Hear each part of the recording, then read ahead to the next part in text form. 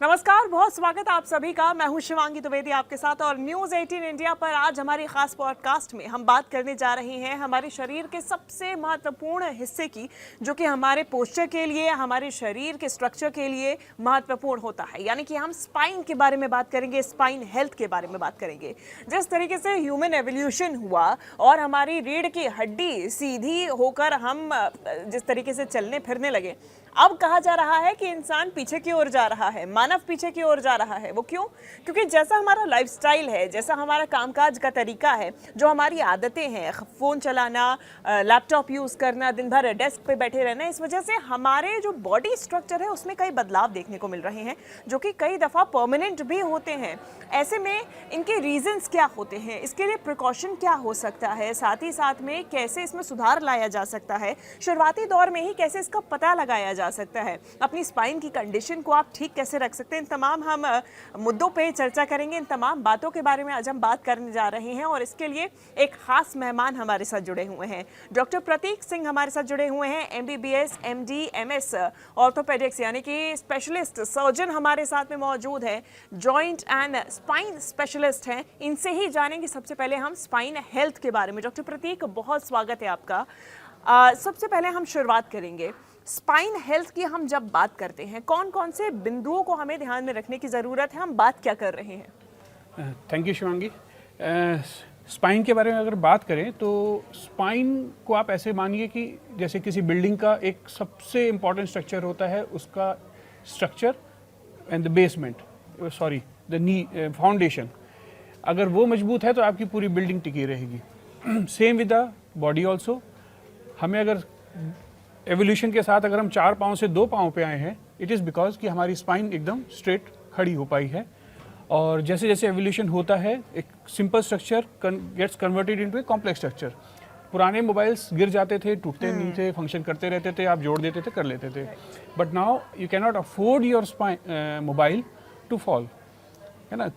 Sophisticated हो गए हैं तो उनकी टेक केयर, उनकी नाजुक हो गए तो उनका देखभाल बहुत ज़रूरी है।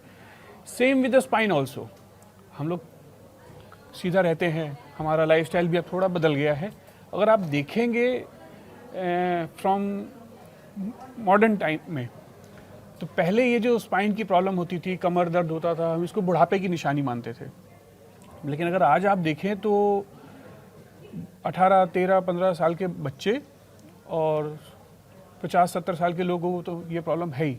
तो सब लोग कमर दर्द से बहुत बिल्कुल। और अगर हम पहले के मुकाबले अब की बात करें डॉक्टर प्रतीक, तो मॉडर्न प्रॉब्लम्स नज़र आ रही हैं। जितना हम अत्याधुनिक होते जा रहे हैं अपनी टेक्नोलॉजी में, उसी प्रकार से हमारे शरीर में नई नई तरीके की बीमारियां और वैसी ही प्रॉब्लम्स भी देखी जा रही हैं। मॉडर्न स्पाइन प्रॉब्लम्स के बारे में अगर हम बात करें, ये क्या प्रॉब्लम्स है? कई बार हम देखते हैं कि ये चीज़ें पहले बड़े बुजुर्गों को नहीं होती थी हमारे, या फिर बच्चों में इस तरीके की प्रॉब्लम्स नहीं देखी जाती थी। तो आज के समय में ऐसा क्या हो रहा है और ये क्या है, ये modern spine problems? Modern spine problem को हम अगर मॉडर्न स्पाइन पे ही ना रखें, हमको ये जानना जरूरी है कि ये जो मॉडर्न ईरा है हमारा, जिसमें हम लोग जी रहे हैं, सीडेंटरी लाइफस्टाइल है, everything is related to technology only. आप खाना खाइए, पानी पीजिए, इधर से उधर ट्रैवल कीजिए, हर चीज़ टेक्नोलॉजी बेस्ड हो गई है। आपकी अपनी बॉडी की जो मेहनत है वो सब घट गई है, काम ही नहीं रहा है। पहले लोग खेती करते थे, मजदूरी करते थे, सुबह से शाम तक वॉकिंग बहुत होती थी। आज की डेट में हमारी वॉकिंग, एक्सरसाइज, रिलैक्सेशन ख़त्म हो गया, स्ट्रेस बढ़ चुका है। बच्चे भी आज की डेट में स्ट्रेस में हैं। वो दिन भर या तो मोबाइल देखेंगे, या एग्ज़ाम की टेंशन में रहेगी, या पर्सनल दोस्तों की टेंशन में रहेंगे। जो ये मेंटल स्ट्रेस है, सीडेंटरी लाइफस्टाइल है, लैक ऑफ स्लीप है, ये सारी चीज़ें हमारे बॉडी को अंदर से खोखला करती है। जस्ट लाइक दीमक, जो पहले भी कहावत कही ना, चिंता चिता समान है। तो इसका मतलब ही यही है कि आपकी बॉडी की जो स्ट्रेंथ है, इम्यूनिटी है, ये कम होती जा रही है। और अगर हम ये मॉडर्न एरा में देखें तो हमारी बॉडी का हार्डवेयर एंड सॉफ्टवेयर दोनों ही अफेक्ट हो रहे हैं। Hardware problems like spine problem, knee problem, joints problem. Software problem, diabetes, hypertension, these all things. तो ये सारी प्रॉब्लम्स लाइफस्टाइल से रिलेटेड हैं और लाइफस्टाइल को ही कंट्रोल करके, सुधार के हम इनको ठीक कर सकते हैं। इसके अलावा आपके पास बहुत ज़्यादा ऑप्शन नहीं है। आप सिम्टम्स को तो ठीक कर सकते हैं, Ayurveda, homeopath, modern medicine, everything, right. इन सब का aim is different, but core treatment is your exercise and exercise. हम उसमें भी बात करते हैं। अगर हम बुलेट पॉइंट्स पे जानना चाहें कि हमारी लाइफस्टाइल में वो कौन कौन सी चीज़ें होती हैं डॉक्टर, जो हमारे स्पाइन प्रॉब्लम्स को आज के समय में कॉज कर रही हैं, तो वो कौन कौन से बुलेट पॉइंट्स होंगे? तो सबसे पहला है आपका lack of exercise, wrong posture, physical and mental stress, और सबसे ऊपर मैं रखना चाहूँगा पुअर स्लीप। हमारी लोगों की स्लीप बिल्कुल ख़राब है। And fifth is the diet. ये 5 पॉइंट जो है ये हमारे 90% ऑफ लाइफस्टाइल डिजीज़ को कंट्रीब्यूट करते हैं। इन्हीं 5 को अगर हम कंट्रोल कर रहे हैं तो 90% ऑफ प्रॉब्लम्स से हम बच सकते हैं। बिल्कुल। और अब इसके सोल्यूशन भी बता दीजिए, क्योंकि ये 5 पॉइंट्स तो आइडेंटिफाई बहुत आसानी से लोग कर भी लेंगे कि हमारे रूटीन में, हमारी लाइफस्टाइल में किस तरीके से ये सारी चीज़ें अच्छी हो रही हैं या ख़राब हो रही हैं, लेकिन इसका सोल्यूशन कैसे और क्या निकाला जाए? सॉल्यूशन बहुत पर्सनल लेवल पे भी है, सोसाइटल लेवल पे भी है, and at your work place also. पहला है आपका स्लीप, जिसको मैं सबसे इंपॉर्टेंट मानता हूँ। Early to bed, early to rise is the first principle. अच्छा, स्लीप में भी डॉक्टर, आई एम सॉरी मैं डिस्टर्ब कर रही हूँ, लेकिन आजकल कई सारे ऑर्थो बेड्स, ऑर्थो स्लीपर आने लगे हैं जो कि कहते हैं कि आपकी अच्छी नींद के लिए, जो स्लीप की हम बात कर रहे हैं, और अच्छे बॉडी पोस्चर के लिए, जो कि आपके सोते वक्त में सही रहेगा, आपकी स्पाइन का स्ट्रक्चर और ये सारी चीज़ें, क्या वाकई में ये सारी चीज़ें कारगर असरदार हैं? ये कारगर असरदार तो इतनी नहीं है, ये this are modern marketing gimmicks. आपका बेड बहुत सॉफ्ट नहीं होना चाहिए, बहुत हार्ड नहीं होना चाहिए, और बस इससे ज़्यादा रिक्वायरमेंट नहीं है। बाकी ऑर्थोपेडिक मैट्रेस, ये सब मैट्रेस, तो ये सब तो मार्केटिंग है, नथिंग एल्स। आपको सोना टाइम पे है, और with a peace of mind. आपकी स्लीप, अगर स्लीप क्वालिटी अच्छी है in terms of quality of sleep and duration of sleep, 7 to 8 hours of sleep is must for everyone.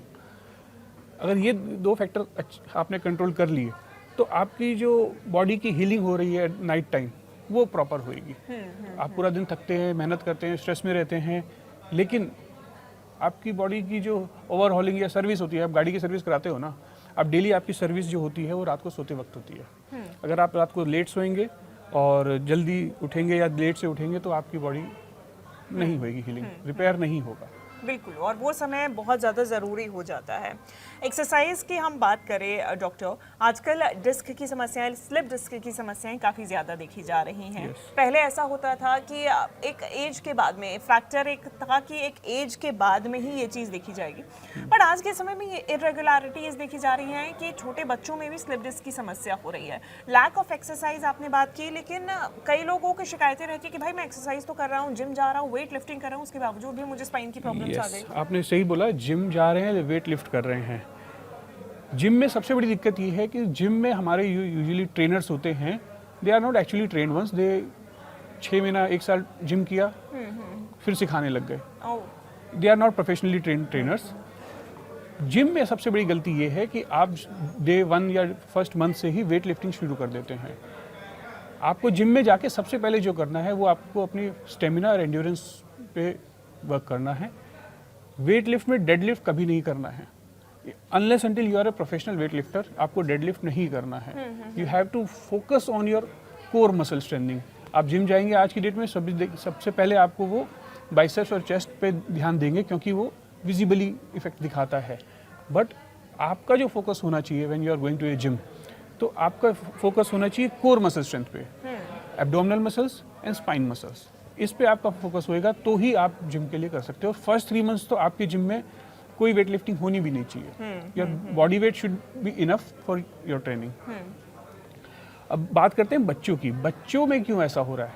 बच्चों में आज की डेट में दे आर मोर इनका स्क्रीन टाइम बढ़ गया है और डाइट चेंज हो गई है, जंक फूड ज़्यादा हो गया है।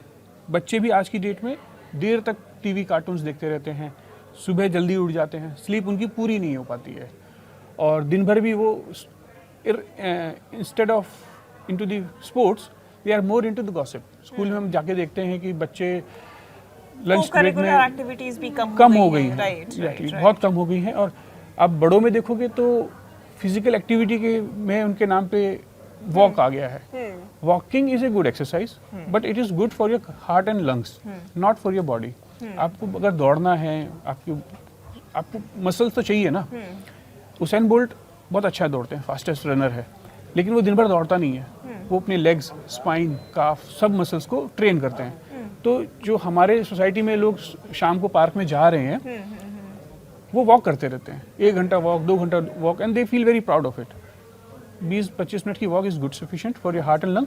बाकी टाइम जो आप सिर्फ चलना काफी नहीं है अगर आपको ओवरऑल बॉडी के ध्यान रखना है। तो आपको थोड़ी मसल ट्रेनिंग चाहिए, चाहे वो आप 20 साल के हो, चाहे आप 40 के हो, चाहे 70 के हो। Muscle training is must. तो इन्हीं वजह से आपको ये स्पाइन की प्रॉब्लम्स बच्चों में भी आ रही है और बहुत अर्ली स्टेज में भी आ गई है। सीडेंटरी लाइफस्टाइल है। और अगर हम बात करें, जैसे आपने कहा था कि जिम ट्रेनर्स नहीं होते हैं, वेट लिफ्टिंग, आप यहाँ पे मॉडल भी लेके आए हैं। मैं चाहूँगी कि उससे भी आप डेमोन्स्ट्रेट करें कि किस तरीके से हमारे स्पाइन पे वेट लिफ्टिंग का, गलत तरीके से लिफ्टिंग का असर पड़ता है और वो किस तरीके से एक लॉन्ग टर्म प्रॉब्लम बन सकता है। यस, सो जैसे आपने ये मॉडल देख रहे हैं, हाँ जी, तो ये एक वेट है जो ये आदमी उठा रहा है मॉडल। हाँ, अब इस वजन को उठाने के 2 तरीके हैं। ये आमतौर पे हम उठाते हैं वजन, सामने से झुकते हैं और इस तरीके से उठाते हैं। वेट हमारे बॉडी से दूर है और हम स्पाइन से उठाना चाहते हैं। ये देखिए, ये उठ रहा है। तो जब ये उठ रहा है तो आप स्पाइन पे नजर देखिए, ये स्प्रिंग देख रहे हैं ना आप, लोअर स्प्रिंग हमारी स्पाइन। यस, ये लोड दिखाएगा। ये देखिए, ये पूरा स्ट्रेच हो रहा है। तो आपकी पूरी स्पाइन का लोड यहाँ पे आता है। What is the correct way to lift anything, even a pencil or a heavy weight to lift? आप बॉडी को, वेट को नज़दीक रखिए, है ना। और जैसे आप देखेंगे जो हैवी वेट लिफ्टर होते हैं वो बॉडी के नज़दीक रखते हैं और फिर अपनी लेग्स को, नीज को यूज करके उठते हैं। Now you can see there is no strain on the spine, there is no strain, right. यानी आपको स्पाइन अपनी सीधी रखनी है किसी प्रकार का अगर आप वेट उठा रहे हैं तो, और वजन को अपने जितना हो सके शरीर के नजदीक रखना है। अन्यथा ये जो स्ट्रेच आता है, इसका असर क्या पड़ता है? सी, हमारी जो स्पाइन है, it is not a single bone, it is made up of multiple bones, if you can see one over the other, and 2 हड्डियां आपस में डिस्क से जुड़ी हुई हैं, and disc is a jelly like structure centre में। जब आप ऐसे उठते हैं, लोड पड़ता है, तो आपकी डिस्क पीछे की तरफ भागती है, क्योंकि वो जेली है, आप दबाएंगे वो स्लिप कर जाएगी। जब वो पीछे जाती है बार बार यही एक्टिविटी कर करके, तो पीछे वो स्लिप डिस्क कॉज कर देती है। जब आप बहुत हैवी वेट उठाते हैं जिम में, तो उसको ट्रोमेटिक स्लिप डिस्क बोलते हैं, वो एक बहुत बड़ा रीज़न है। और जब आप घर में ही सामने से उठते रहते हैं, उसको हम डीजनरेटिव बोलते हैं, बार बार करने से। तो स्लिप डिस्क में वेट उठाना एक सबसे बड़ा रिस्क फैक्टर है। तो वेट कैसे उठाया जाए, दिस इज ऑल्सो इम्पॉर्टेंट। आपकी डिस्क पीछे जाती है, पीछे स्पाइनल कॉर्ड है जिसमें से नर्व्स निकल रही हैं हर लेवल पे, वो नर्व्स हमारी कंप्रेस हो जाती हैं, जिसकी वजह से सारे सिम्टम्स आते हैं। हम अगर स्पाइनल नर्व्स और कंप्रेशन के बारे में ही बात करें, अगर सरल भाषा में इसके बारे में हम समझना चाहें, तो ये कैसे होता है और इसका बचाव कैसे किया जा सकता है? बचाव के लिए है सबसे इम्पोर्टेंट कि आपको थ्रू अपनी डे टू डे लाइफ में अपना पोस्चर सुधारना है, अपनी कोर मसल को स्ट्रेंथन करना है, डाइट, स्ट्रेस इनको इम्प्रूव करना है, और जैसे हम ज़मीन से पेन उठाते हैं, पेपर उठाते हैं या कोई बाल्टी उठाते हैं, उसको तरीकों को बदलना है।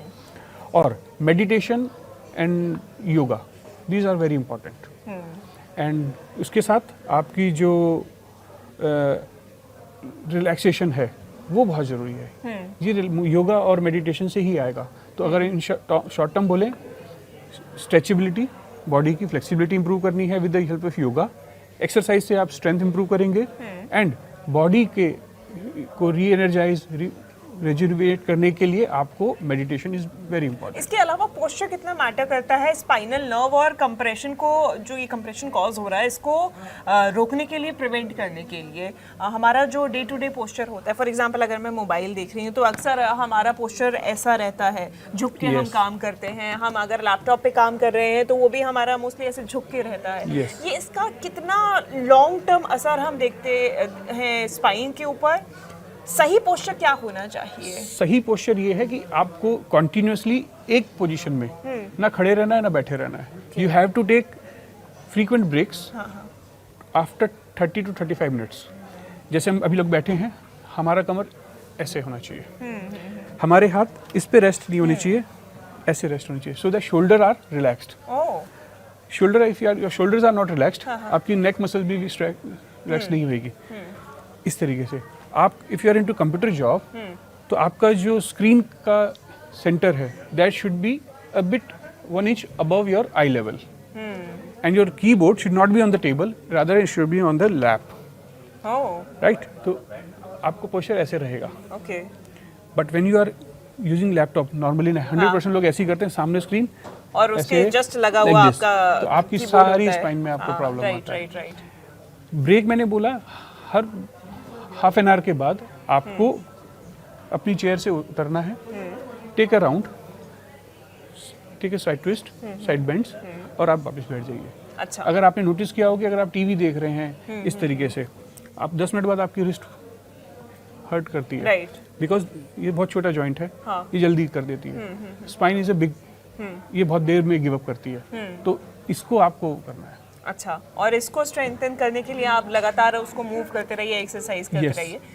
अगर स्पाइन में कुछ इशू हो रहा है जो हमको नहीं समझ में आ रहा है, लेकिन हमारे पोस्चर की वजह से, लाइफस्टाइल की वजह से वो इशू देखने को मिल रहा है, डॉक्टर प्रतीक उसे चिन्हित कैसे करें? How to identify those red flags जो कि हमारी स्पाइन में भी कोई हमें संकेत दे रही हो, हमारी स्पाइन बताना चाह रही हो कि कुछ तो गड़बड़ है।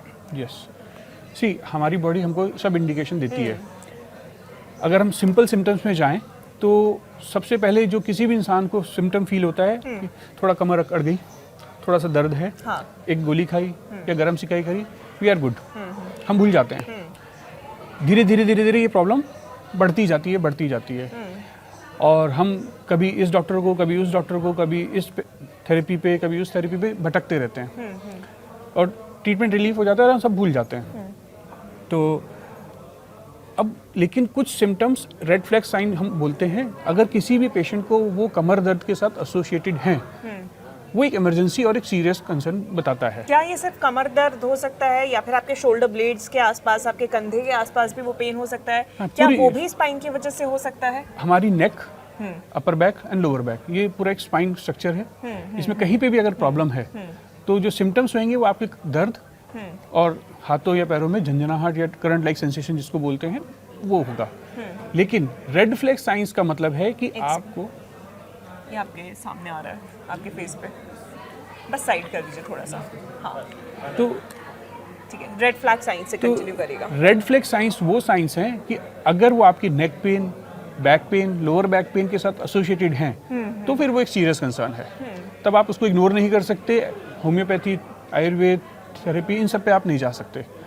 वो रेड फ्लैग साइन ये है कि अगर आपका कमर दर्द एसोसिएटेड है with fever, with loss of appetite और वेट लॉस, या आप कोई कैंसर पेशेंट हैं या कैंसर ट्रीटमेंट में चल रहा है, पास में कोई हिस्ट्री है कैंसर की, या फिर आपके पैरों में, हाथों में स्ट्रेंथ कम हो गई है, आप उठाना चाह रहे हैं लेकिन उस ग्रिप नहीं बन पा रही है, या आपके हाथों में सुनपन है और ये बढ़ता जा रहा है, जिसको हम सिंपल झंझनाहट भी?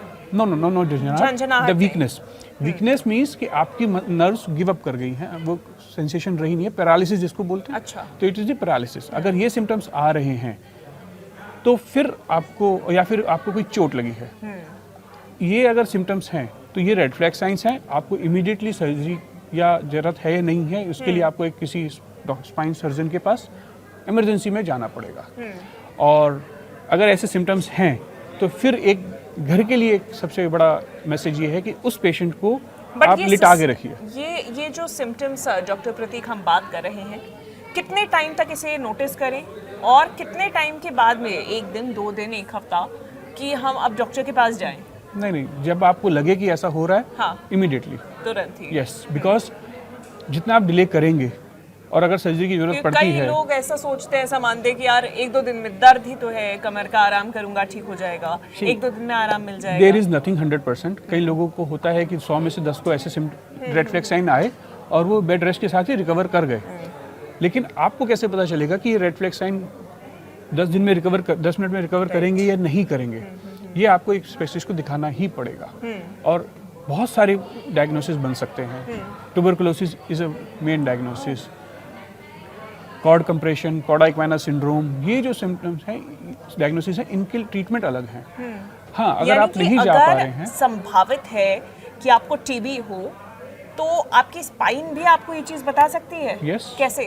कमर दर्द होएगा, वेट लॉस होएगा, भूख नहीं लगेगी, अचानक से पैरालिसिस के सिम्टम्स आ जाएंगे जिसको आप इग्नोर कर रहे हैं काफ़ी दिन से। तो ये रेड फ्लैग साइन तो हमेशा दिखते ही हैं। अच्छा। ये रेड फ्लैग साइन की अवेयरनेस नहीं है, बट ये होनी चाहिए। अगर आपको दिखता है रेड फ्लैग साइन है, तो I would suggest go to the specialist. वो फिर आपका डिसाइड करेंगे कि क्या करना है आगे। अदरवाइज आप घर पे रहेंगे तो फिर you are just taking your chances, तो which can go wrong also. बिल्कुल। और ऐसे में अगर हम आप ट्रीटमेंट की और डायग्नोसिस की बात करें तो कितना आसान है आजकल डायग्नोसिस? क्या क्या ट्रीटमेंट्स अवेलेबल हैं? डायग्नोसिस किस तरीके से किया जाता है कि आपकी स्पाइन आखिर कहना क्या चाह रही है? See, diagnosis not a very big issue. Simple सी इन्वेस्टिगेशंस हैं। सबसे पहले एक प्लेन एक्सरे होता है और उसके साथ एक एमआरआई होती है, प्लेन एमआरआई। इन दोनों इन्वेस्टिगेशन से ही हमारा 90% डायग्नोसिस बन जाता है। इसके साथ लेकिन हम ट्रीटमेंट एक्सरे और एमआरआई पे डिसाइड नहीं करते हैं। Careful clinical examination, patient condition and MRI और एक्सरे रिपोर्ट्स, ये सबको कोरिलेट करके ही हम एक फाइनल ट्रीटमेंट डिसाइड करते हैं कि पेशेंट को हम रेस्ट मेडिकेशन के साथ ठीक करें या हमें सर्जरी के लिए जाना है। तो ये तभी हो पाएगा जब आप किसी स्पेशलिस्ट को दिखाएंगे। तो इसलिए रेड फ्लैग के साथ ये सब चीज़ें होनी जरूरी है। अगर सर्जरी की बात करें डॉक्टर प्रतीक, तो अक्सर लोगों को लगता है कि स्पाइन से जुड़ी कोई सर्जरी सिर्फ तभी ज़रूरत पड़ेगी जब हमें कोई चोट लगी हो, खुदा न खास्ता कोई एक्सीडेंट हो गया हो, तभी सिर्फ स्पाइन की सर्जरी की ज़रूरत पड़ेगी। क्या वाकई में ऐसा है? सर्जरी का ऑप्शन कब चुना जाता है और कौन सी सिचुएशंस में सर्जरी ऑप्ट की जाती है? सी, ये भी एक बहुत अच्छा क्वेश्चन है कि सर्जरी कब करनी चाहिए। हाँ। अगर हम स्लिप डिस्क की बात करें, जो कि लंबे दर्द होते हैं कि 5 साल से 10 साल से दर्द चल रहा है, तो इन केसेस में surgery is the last option. उससे पहले हमारे पास बहुत सारी चीज़ें होती हैं। बट अगर किसी को स्पाइन में फ्रैक्चर हुआ है या ट्यूबरकुलोसिस है और उसकी स्पाइन कोलैप्स कर गई, हड्डी गल गई है और स्पाइनल कॉर्ड पे प्रेशर आ गया है और रेड फ्लैग साइन जिसको पैरालिसिस बोलते हैं, वो सिम्टम्स आ गए हैं, तो सर्जरी हमें चेक करनी होती है। तो ये डिसाइड करना कि किस में सर्जरी होएगी, किस में नहीं होएगी, ये बहुत सारे फैक्टर्स पे डिपेंड करता है। घर पे बैठ के पेशेंट तो नहीं डिसाइड कर सकता। और MRI, clinical examination is very important. Surgery से पहले क्या क्या ट्रीटमेंट है हमारे पास स्लिप डिस्क के लिए, वो हमारे पास एक बहुत लंबी लिस्ट है और पेशेंट के ऑलमोस्ट सभी को पता होता है क्या क्या करते हैं। स्पाइन की सर्जरी के लिए पेशेंट जब जाता है, कन्विंस होता है, तो ऑलमोस्ट सारी चीज़ें वो ट्राई कर चुका होता है। तो कि सर्जरी कब करनी है, कब नहीं करनी है, ये एक बड़ा है और it comes with the experience. Even most of the times, काफ़ी टाइम भी सर्जन्स भी डिसाइड नहीं कर पाते हैं कि इसकी सर्जरी करनी चाहिए, नहीं करनी चाहिए। क्योंकि बात यहाँ पे रीढ़ की हड्डी की हो रही है। Yes, definitely. Sometimes things can go wrong also. And if you go with the literature, तो usually data suggest first spine surgery के बाद जो patient का happiness rate है, the satisfaction rate, it is not 100%. It is 75%. And when the redo surgeries are done, revision surgeries are done, ये और नीचे हो जाता है, 35, 50, 40% तक ही रह जाता है। यानी अगर सिर्फ सर्जरी की ही बात ना करें तो आपका हैप्पीनेस कोशेंट, यानी कि आप कितने खुश हैं, After ये the surgery. आपकी स्पाइन पे डिपेंड करता है? ना, इट डिपेंड्स सर्जरी किस डायग्नोसिस के लिए की गई, किस टाइप की सर्जरी की गई। सी, बहुत सारी सर्जरीज हैं एक ही डायग्नोसिस के में, एक ही प्रॉब्लम में डिफरेंट सर्जन्स की अपनी अपनी स्टाइल होती है कि ये सर्जरी करें या ना करें। और कोई भी फिक्स गाइडलाइंस नहीं हो पाती हैं। It is the personal experience of the surgeon. तो किस प्रॉब्लम में क्या सर्जरी हुई, किस एज में हुई, उन पे भी बहुत बड़ा फैक्टर पड़ता है। ऐसे में हमारे दर्शकों को फाइनल आप क्या क्लोजिंग एक मैसेज देना चाहेंगे डॉक्टर प्रतीक अपनी स्पाइन का ख्याल रखने के लिए? सबसे पहला मैसेज ख्याल रखना है, एक्सरसाइज, स्ट्रेंथनिंग के लिए, स्ट्रेचिंग के लिए, स्लीप लीजिए and do not ignore your spine. Even a small symptom which may go with the medication or the rest, but show to a spine specialist and follow a exercise protocol from the very young age, like 14 years, 15 years age होनी चाहिए। School के बाद usually लोग बच्चों की PT वगैरह छूट जाती है, बट स्कूल के बाद बहुत ज़रूरी है बिल्कुल। एक्सरसाइज, जो कि सब खत्म हो जाता है आज की डेट में। राइट। तो टेक केयर स्पाइन। बिल्कुल, और उम्मीद है कि ये तमाम चीज़ों का, तमाम बातों का आप भी ख्याल रखेंगे, उसका ध्यान रखेंगे। और देखिए, सबसे ज़रूरी है आप खुद ही अपने चिकित्सक ना बने। ज़रूरी है कि आप किसी स्पेशलिस्ट को दिखाएं। अगर बहुत लंबे समय तक कोई परेशानी है तो उसका समाधान एक डॉक्टर के पास जाकर ही होगा। उसका डायग्नोसिस जितना जल्दी हो सके उतना आसान भी रहेगा आपके लिए भी रिकवर होना, और साथ ही साथ में उसका ट्रीटमेंट करना भी। डॉक्टर प्रतीक, बहुत शुक्रिया आपका हमारे साथ जुड़ने Thank के you लिए, very ये much. तमाम जानकारी हमारे दर्शकों तक पहुंचाने के लिए।